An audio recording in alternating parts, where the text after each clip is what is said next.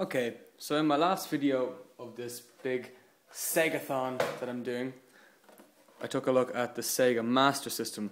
Now, to anyone that's just new watching this film, bear in mind that I haven't played a Sega game pretty much my entire life. So I'm building up an entire repertoire of collecting some Sega consoles, you know, working from the start all up to the end. Now, one question I get asked all the time is that, well, why do you always buy them in order? See, I'm weird like that. Most people would go out and buy a PlayStation 3, then, oh look, PS2, and oh look at PS1. They'd work backwards or go anyway, whatever. I'm weird where I have to start from the first one and work my way up, like the NES, SNES, N64, GameCube, Wii. I don't know, it's just the way I do things. So here is the Sega Master System. I've showed you my unboxing of it and that weird hookup trick with the RF outlet. And I got a hold of this thing today. I was going to delay this, but it came in the post earlier than I thought, so I'll get a load of this. The Sega Mega Drive. Well, if you're European, we call it the Mega Drive. If you're an American, you'll call it the Genesis.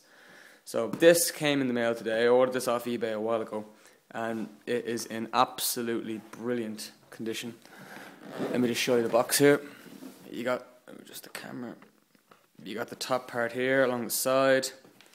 You got Sonic the Hedgehog, of course. Includes Sonic the Hedgehog, which is really cool. I hope it's in there. Please. Said it does. The guy emailed me saying it will. The ultimate computer game console. And there's some clips of Sonic. Sonic flipping you off. Same on the other side, but the back, which is what's really cool. Just shows you a demo of a few of the games that came out with it. So you got Alien Storm, Quackshot, Kid Chameleon, Shining in the Darkness, Arnold Palmer, Phantasy Star, Mercs, Spider-Man, Art Alive, Ghosts and Ghouls, Castle of Illusion, Streets of Rage, Golden Axe, Moonwalker, Strider, Gynog, Super Monaco GP, Toy Jim and Earl, Mario, Lumix Hockey, Shadow Dancer, and Zero Wing. Pretty cool. On the side, you got some adapters you can buy, like the Master System converter, where you can play Master System games on your Genesis. Mega Drive. And you've got the arcade power stick. So, enough chit chat. Let's get into this thing. Amazingly enough, I've always wanted a Sega Mega Drive. I got it right that time. But I just kind of stuck up my Nintendo. But I'm going all out with Sega, just for the fans. So let's see what this looks like inside. Okay. Wow. Put the box off to the side because you know how I feel about boxes. Love them. Okay. Wow, this is really cool. So we got the manual here. Let's just have a brief summary to this. Just tells you how to hook it up and what to do and what not to do. Mega Drive system. The cartridge goes in, power goes on, controller goes in. Yeah, we're not retards. The outlet's on the back. This is the cable that I've been trying to get for quite some time, the AV cable. And the seller unfortunately said he doesn't have it. So you're going to have to use the RF, which is annoying. But oh well, it has to be done till I get one. Right, Mega Drive. I hope I don't have to do the trick with the RF on this, but hopefully there's a switch on the back, but I don't know. And yes, as promised, the guy included Sonic the Hedgehog, and as an added bonus, he included Sonic 2. So 2 games for the price of 1. That was very, very nice. I must email him back and thanks him. So there's Sonic the Hedgehog, Sonic the Hedgehog 2. Cartridges feel really nice. Okay, let's get into the main thing. So we've got the AC adapter, which is UK of course, because I live in Europe. So we got the AC mains adapter, which is a 10 volt, and it is the, what does it do? Which one is it there? The 160205, and there's a lot of speculations out there. We have to use the right AC adapter or else terrible things will happen and all that stuff. I don't know about that. I've often done things like that. the Sega controllers, which I have to admit, and I've never played a Sega game in my life, but I've held the controllers, feel awesome in the hands. They really do feel comfortable. The start button up here, there's no triggers at all, so if you're used to playing Super Nintendo, you're going to have to forget about there's nothing up there. Look, see, nothing, no buttons, just ABC, left, right, up, down, quarter, whatever, and start. So you get two of them. It's really nice. Another one of these RF cables. I must have thousands of these lying around. And the Sega channel box, which, you know, allows you to plug in the RF to get the signal into the TV. You know how that works. And let's get on to the main thing itself, the Mega Drive. I'm pretty sure I said Genesis like 6 times there, but sorry. Okay. And here is the animal itself. So you got the on-off, the volume up, down for the headphone jack, which is really cool. And if you want, you can hook it up to a stereo. So if you get a red-white phono jack to a 3.5mm headphone jack, you can link this up to a big, super kick-ass system. Really annoying is that it looks pretty plain. Like the Genesis one had a big sticker that said high definition, and that was red, if I'm not believing. Oh well, still Sega. And to the side, around the back, we've got the mains out, the AV cable, which I will one day get. One day. And the RF out, which I'm not looking forward to using, but oh well. And a little holder, which for God knows what does. And on the side here, got a thing that slides off, which takes a lot of time. This is the expansion slot if you have a Sega CD or whatever you want to put onto it. Not entirely sure if I will go for the Sega CD or the 32X, because I've seen countless reviews and I'm not really a big fan of them.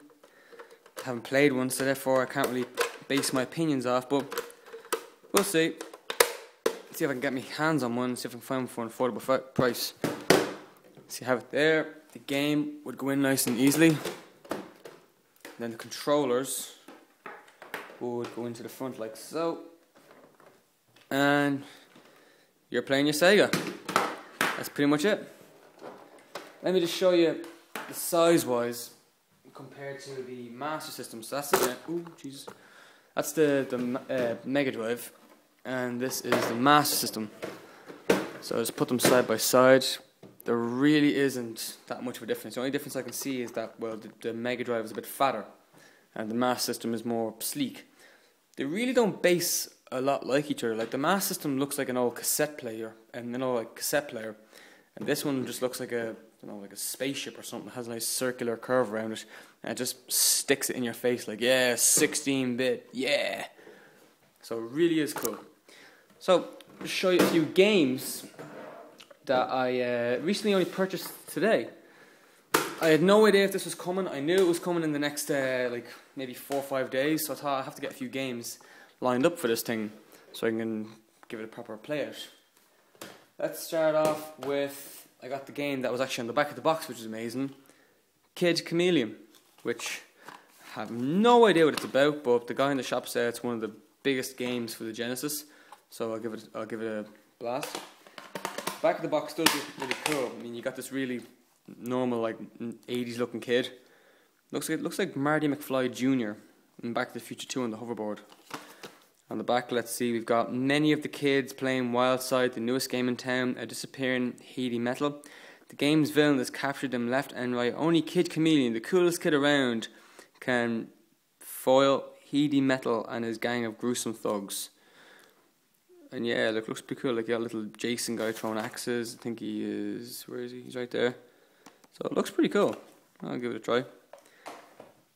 One I got, which was extremely rare, as I'm told, and it cost quite a bit, was Street Fighter 2, the Special Champion Edition. And it really does feel in good nick. The manual is like a book. It really is huge. I don't know if this is all different languages. I haven't opened it yet. But I'm looking forward to playing that. I've played Street Fighter 2 on the SNES and Street Fighter Super Edition and all that stuff, but never for a Genesis or Mega Drive. Mega Drive. Mega Drive. You're not in America. You're not saying Genesis. So this one was probably much the most expensive one. I paid a bit of money for it, and special edition here, so I will take it on board and play it, see if it's any better than the SNES one. And then the best one that I got, which was pretty the best for money for value, was the Mega Games 2. So you've got Revenge of Shinobi, Streets of Rage, and Golden Axe. So Streets of Rage was in the back of the box, and Golden Axe 2 was in the back of the box. So let's see what the first one was like and Streets of Rage. I've played the original Shinobi once, years ago, on a Master System. I've seen a Master System, I've played one before, but I really vaguely remember. I know I've said I've never played a Sega game in my life. Yeah, okay, fair enough. I probably glanced at it once. I know what the cover looks like. But I'll have to do a bit of recon and find out what it's like to play. What's weird about this is that you get three individual manuals instead of a really big booklet, which is really nice. And all the games are bundled onto one cartridge, which feels quite heavy compared to the other games, as you can see, because there's 3 games on it. So that pretty much is the Sega Genesis. Jesus Christ almighty. Sega Mega Drive game lineups that I've got, and the Mega Drive itself. Next console will be, I'd say, if I can get a hold of it, the Dreamcast. And I'm debating whether if I should go for the CD and, you know, the Model 2 and Model 3 and 32X and all that. Look, I really don't care, to be honest with you. I like the original stuff. I don't like all these updates and all that kind of stuff, but I'll think about it. But I'd say most likely I will go for the Dreamcast next. It probably won't be for a while. I was just amazed this came today, so I had to show you. It's only been a day and this came today, so I had to show you. The Dreamcast, maybe, if I'm guessing, a week, maybe 2 weeks, but I'll get my hands on one and show you. Oh yeah, and just one thing I have to say, I'm not forgetting about my Nintendo, I never will. I still have my original NES inside, and I picked up 2 games today which are really cool.